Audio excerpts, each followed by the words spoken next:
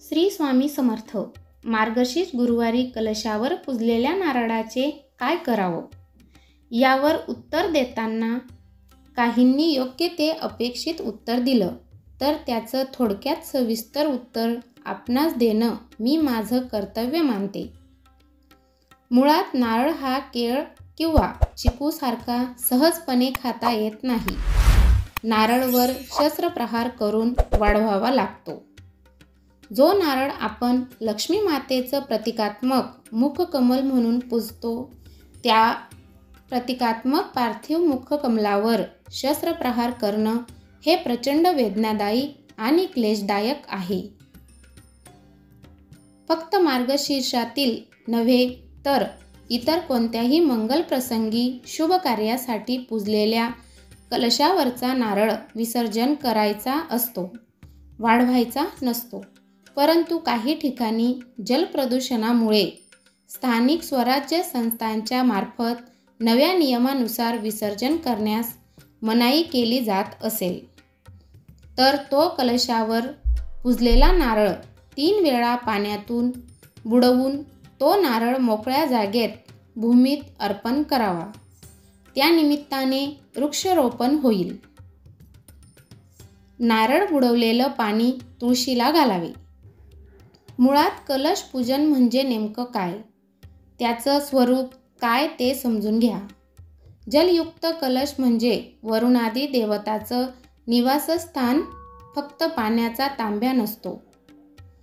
कलशस्य मुखे विष्णू, कंठे रुद्र, समाश्रित मूले तत्र स्थितो ब्रह्मामध्ये मातृगणा स्मृता, कुक्षौ तु सागरा सर्वे सप्तदीपा वसुंधरा.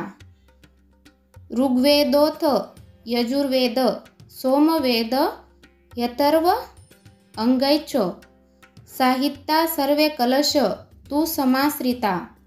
अत्र गायत्री सावित्री शांती पुष्टी करी तथा. आयान्तु मम शास्त्यस्थ दुरितक्षयकारका. गंगे च यमुने च गोदावरी सरस्वती नर्मदे सिंधू कावेरी जलेस्मिन् सन्निधी कुरु. ओम कलश देवाय नमः. हे कलशाचं मूळ स्वरूप आहे.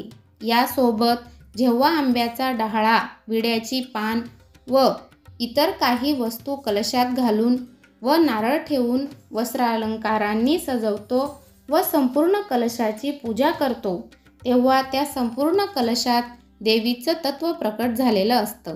काही पूजामध्ये कुलस्वामिनी, महिषासुरमर्दिनी भगवती, तुळजाभवानी म्हणून कलश पूजला जातो, तर काही पूजामध्ये महालक्ष्मी, अष्टलक्ष्मी सहित महालक्ष्मी म्हणून पूजला जातो.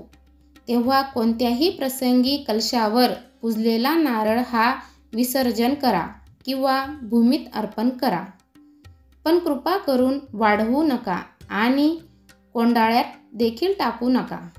हे कायम लक्षात ठेवा. श्री स्वामी समर्थ.